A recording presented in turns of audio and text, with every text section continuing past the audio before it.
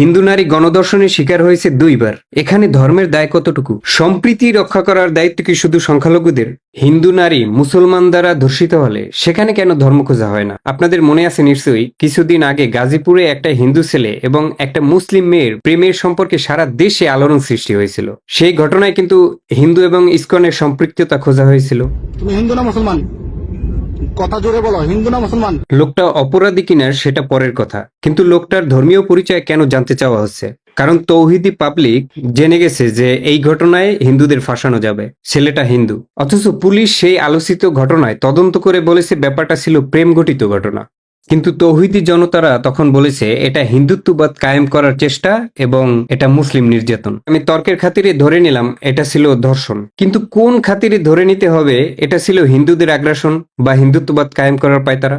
মনে করুন এটাও ধরে নিলাম মুসলমান মেয়ে হিন্দু ছেলের দ্বারা নির্যাতিত হওয়ার কারণে ব্যাপারটা ধর্মীয় দৃষ্টিকোণ থেকে দেখা হচ্ছে, তাহলে এই ঘটনায় কেন মুসলিম আগ্রাসন অথবা ধর্মীয় আগ্রাসন হিসেবে দেখা হবে না? মুসলিমরা হিন্দুদের ধর্ষণ করলে সেটা ধর্মীয় ঘটনা না, আর হিন্দুরা কিছু করলেই সেটা ধর্মীয় আগ্রাসন। শুধু গণধর্ষণ করেই পার্টিরা কিন্তু থেমে যায়নি, মহিলাকে বাড়িছাড়া করেছে। বেশ কিছুদিন এই মহিলা বাড়িছাড়া থাকার পরে পুলিশ মহিলাটাকে আবার নিজ ভিটায় ফিরে যেতে অবশ্য সাহায্য করেছে। তবে লজ্জিত মুখে বলতে হচ্ছে এই ঘটনাটা আমার বাড়ির পাশে। জন্ম থেকে কোনোদিন আমি দেখিনি আমাদের এলাকায় হিন্দু মুসলিম সম্প্রীতি নষ্ট হয়েছে। তবে এখন মনে হচ্ছে ইউনুসের এই শাসনামল যদি আর কিছুদিন স্থায়ী হয় তবে 2001 থেকে 2006 সালের আমলকে খুব সহজেই টপকে যেতে পারবে। জুলাই কেন হয়েছে বাংলাদেশে? জুলাই কি এই জন্য হয়েছে?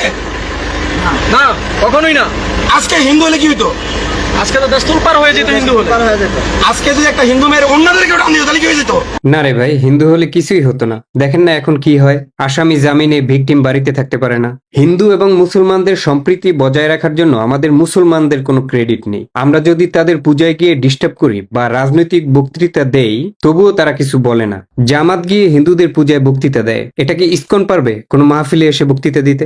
সম্প্রীতি রক্ষা করার দায়িত্ব কি শুধু হিন্দুদের? পূজায় গিয়ে গজল গাইতে ভালো লাগে, কিন্তু মাহফিলে কি গীতা পাঠ করলে ভালো লাগবে? মাহফিলে কি শ্যামা সঙ্গীত গাইতে দিবেন? ওয়াজের নামে মাইক লাগিয়ে যদি হিন্দুদের নামে কুচ্ছা রাটানো হয় বা তাদের দেবদেবীর নামে বিশ্রী কথাবার্তাও বলা হয় তবুও তারা কিছু বলে না। তাদের এইসব কার্যক্রমে বা এইসব ঘটনায় কোনো ধর্মীয় অনুভূতিতে আঘাত লাগে না। যত অনুভূতি সবই কি আমাদের মুসলমানদের? একবার চিন্তা করুন, হিন্দুদের ধর্মীয় জলসায় যদি মাইক লাগিয়ে আমাদের ধর্ম সম্পর্কে কিছু বলতো অথবা আমাদের মাহফিলে অংশগ্রহণ করে তারা বক্তৃতা দিতে চাইতো, তখন ব্যাপারটা কেমন হতো? যাই হোক, মূল ঘটনায় ফিরে আসি। গাজীপুরের ঘটনায় হিন্দু ছেলে জড়িত থাকার কারণে এখানে ধর্মকে টেনে আনা হয়েছে। আমার এলাকায় যে হিন্দু নারী মুসলমান কর্তৃক গণধর্ষণ হইল, এখন কি হিন্দুত্ববাদের বিপরীতে যে কথাটা বলা হবে, মুসলমানিত্ববাদ, সেটাকে খোঁজা হবে?